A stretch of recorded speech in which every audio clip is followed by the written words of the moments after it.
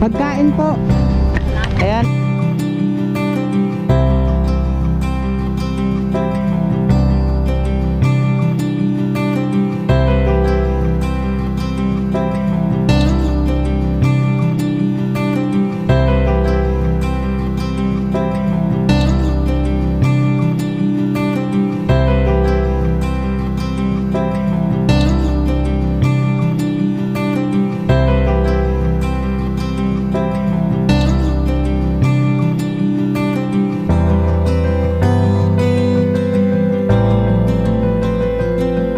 Yo, what is up mga kamoto papi? Ngayong araw na ito is, alam nyo na, araw ng Kapaskuhan, araw ng pagbibigayan at araw ng pagmamahalan. And sa video na ito, mamimigay tayo ng simpleng bagay lang. Mamimigay tayo ng pagkain sa mga tao, mga bata na nandyan lang sa paligid-ligid. Especially dito sa amin kasi is napakaraming mga bata ang pag-alagala sa bayan, mga nanghihingi ng pera. Makatulong man lang kahit konti, yung kahit simpleng pagkain lang yung mabigay natin, malaking tulong na rin yun. And alam naman natin na kapag araw ng Pasko ay araw ng pagbibigayan. So ayun, samahan nyo ako ngayong araw na to, kasama natin yung tropa natin. And siya yung pupuntahan natin ngayon dahil andun sa kanya yung papamigay natin. And pupuntahan natin yung place kung nasan siya ngayon. And papakilala ko mamaya kung sino. And ayun nga, sige, samahan nyo muna ako. Tara muna dun sa tropa natin, kunin natin yung mga pagkain ipapamigay natin. So eto, dala na rin namin. Dito na namin nilagay. And the same time dun yung isa. Okay na, inopen na natin. Hantay lang natin yung tropa natin isa. All goods na. Ewan ko kung ilang piraso to, pero yung tropa natin yung nagpaluto nito. And dito tayo sa Centrum kasi kakapagas lang natin, kakapul tank lang natin. Okay na. Okay na, okay. Tara, diretso na. So yan, larga na rin kami. Largahan na. Ano tayo, Carmental, dito tayo dun sa... sige, sundan na lang kita para minsan ang ruta. Ito ay kabatch ko nung senior high school ako.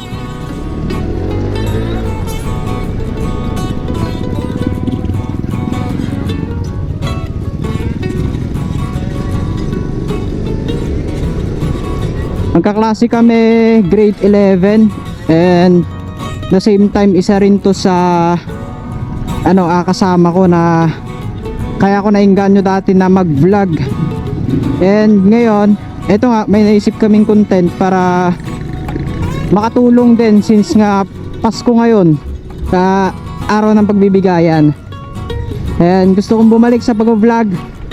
Sana suportahan nyo rin ako, tulad ng ating utol na si Erickson. Yan, diretso muna kami ng Carmen Rosales. Doon kami unang spot. Entrance tayo dito kasi madami dito sa Jollibee drive-thru yung mga bata na nanghihingi ng pagkain.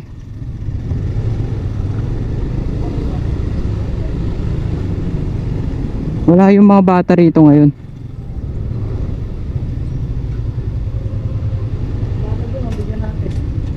Sige, yung... Ay, naka-plastic na Eto.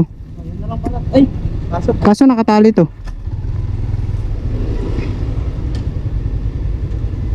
Ito, may nakita tayo dito na pwede natin bigyan.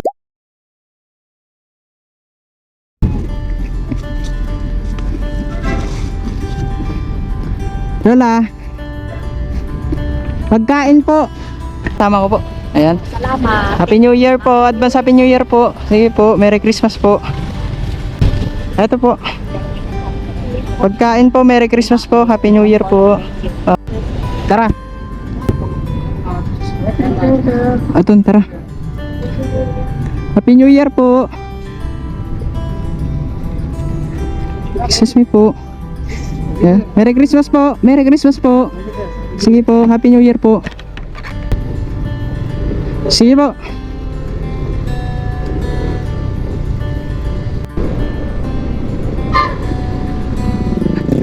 Nasa bayan na tayo ng Villasis and malapit na tayo sa mismong bagsakan ng mga gulay. And dito naman tayo sisipat ngayon ng mabibigyan natin. So eto, wala tayong mahanap sa bayan ng Villasis, kaya lumipat tayo dito sa bayan ng Ordaneta, which is parehas din, sobrang traffic. And kita nyo naman itong mga sakyan dito, sobrang dami talaga. Magkakasaya doon na.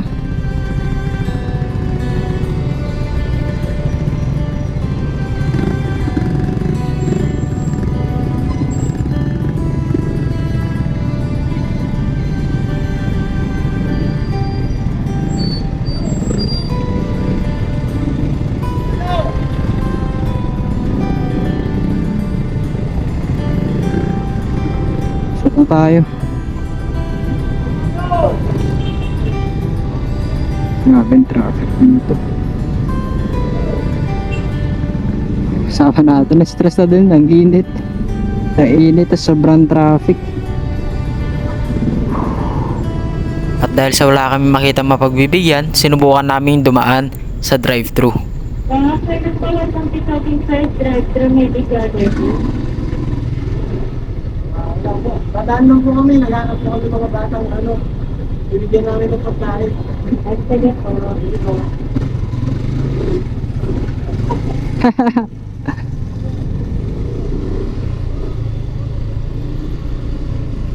Wala naman yung mga bata dun dati, ang daming bata dun.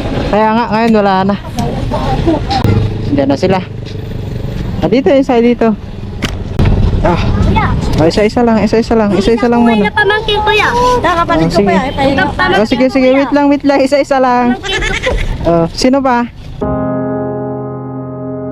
Nakakalungkot lang isipin na sa murang edad ay namulat na sa kahirapan ng buhay ang mga batang ito. At maging ang kanilang magulang ay namamalimos din. Sa init ng araw ay talagang bilad na bilad sila. Makikita mong gutom na gutom din kasi hindi naman lahat ay nagbibigay din ng pera o pagkain sa kanila. Kaya hindi na rin ako nag-alinlangan na bigyan sila. Maging isa man o dalawa, okay na. Ang importante makakain sila. Doon po, sa'yo meron pa? Sa bata.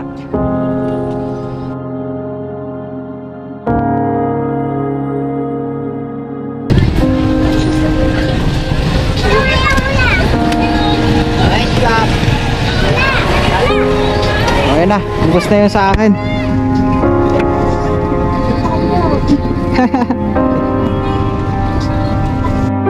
Dito nga akala ko nabigyan na lahat pero hindi pa pala. Kasi pagdating namin sa isang fast food pa, mas marami pa palang mga tao dito.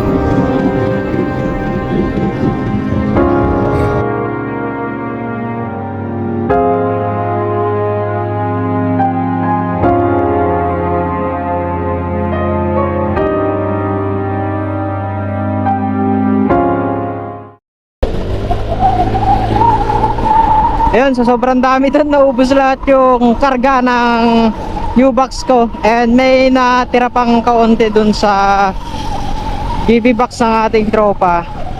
And mamaya natin papamigay. Magme-merienda muna kami sa sobrang init kasi talaga. So ayun, tapos na tayong magmerienda sa 7-Eleven. And eto, pabalik na tayo ng Rosales. Sama natin yung tropa natin. Malinis na yung daan kasi hapon na, pero baka traffic pa rin dito sa mismong bayan. Ang ganda naman itong building na to. May natitira pa tayong pansit sa may GB box ni Erickson since naubos yung akin kanina. And yun na lang yung ipapamigay natin ngayon. Kailangan natin ipaubos sa loob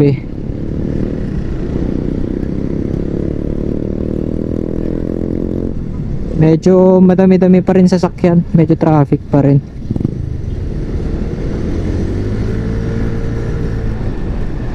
Sabi na, medyo traffic pa rin talaga. Ang daming sasakyan. Grabe.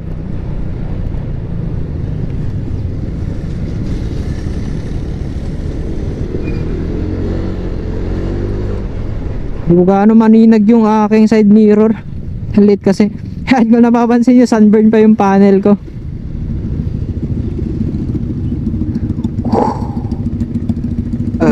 Traffic light.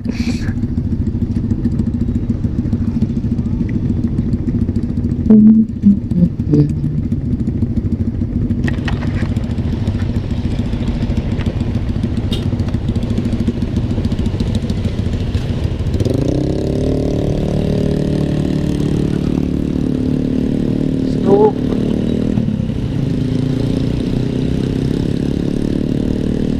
hindi ko sure kung saan namin papamigay. Pero check pa rin natin. Sayang kasi yun.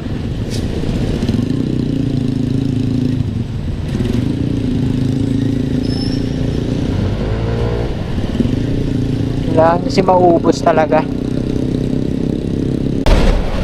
Eto nga, dumiretso na tayo dito sa bayan ng Villasis. Dahil sa sobrang traffic sa Ordaneta at walang maparkingan, dumiretso na kami dito. Try namin magtingin pa dito kasi may natira pang 6 na piraso ata. Hindi ko sure kung ilang piraso, pero I think 6.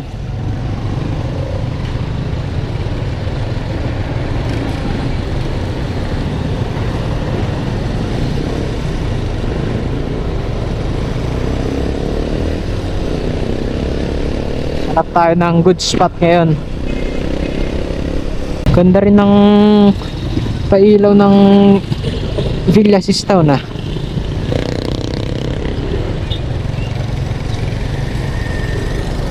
Ganda rin. Ito yung mismong bagsakan. Ay, nakasulat na dito sa may Villasis Bagsakan. Ito. Dami sasakyan. Pero hindi na ganun ka-traffic kanina. Sobrang traffic dito sa Villasis Bagsakan. Kala ko hindi na traffic. Butik, sobrang traffic pa rin pala.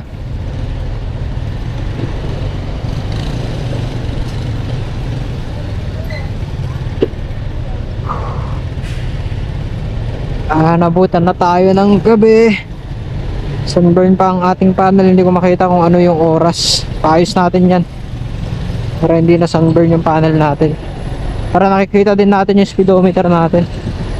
Gilid gaming muna tayo.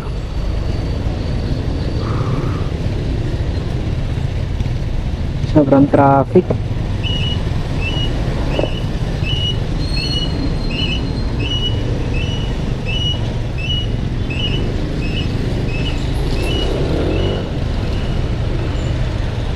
Sobrang traffic. Update namin ngayon kung nakalabas kami sa traffic kasi mahaba-haba pa to hanggang sa SM Rosales. Grabe traffic ngayon ah.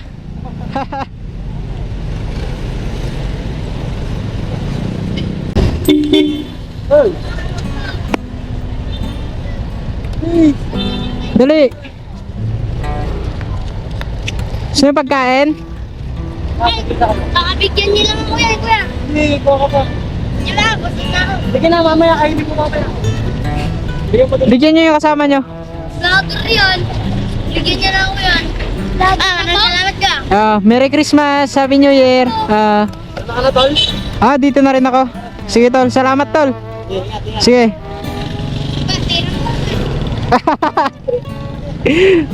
Humingi pa ng pera. Sige, una na ako tol. Yan. Sige. So ayun, natapos din natin ng isang araw ng pamimigay natin.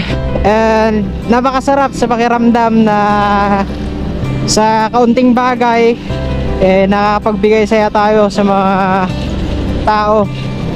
And ayun, kahit sabihin nating napakaliit na bagay, kapag nasimulan mo, marami ka talaga mapapasaya. Kaya sa mga nanood, sa mga nagalit, sa mga nagsabi na scripted yung video namin, is maraming salamat po. Kung hindi dahil sa inyo is hindi natin magagawa yung hindi natin matutuloy yung binabalak naming pamimigay. At bilang aspiring motovlogger, masaya akong makilala sa maling paraan para makagawa ng mga tamang bagay, mga mabubuting bagay at mabubuting gawa. Kaya sa mga sumusuporta kay Erickson Paulo TV, which is ang ating tropa, maraming salamat po sa inyong lahat. And ganoon din po sana sa akin. Suportahan nyo rin ako dito sa pagmumoto vlog ko, and hoping marami pa tayong taong matulungan. Hindi man ganun kalaki, pero still tulong pa rin yun. And ayun, dito na natin tinatapos ang ating vlog. Maligayang Pasko sa ating lahat at maligayang bagong taon. Ang pagtulong ay hindi nasusukat sa liit o laki ng kaya mong ibigay. Ang pagtulong ay kailangan bukal sa puso. Dapat kapag tumutulong tayo ay matuto din tayong pahalagahan yung mga bagay na itinutulong sa atin. Matuto rin tayong magpasalamat, maliit man yan o malaki. Ang importante sa lahat yung blessing na binibigay sa atin nasishare din natin sa iba. Sabi ko nga, malaki man o maliit, ang tulong ay tulong. Kaya sa mga taong tumutulong ng bukal sa puso, maraming salamat po. Saludo ako sa mga taong katulad ninyo. At sa mga tropa natin dyan na kasama natin, salamat.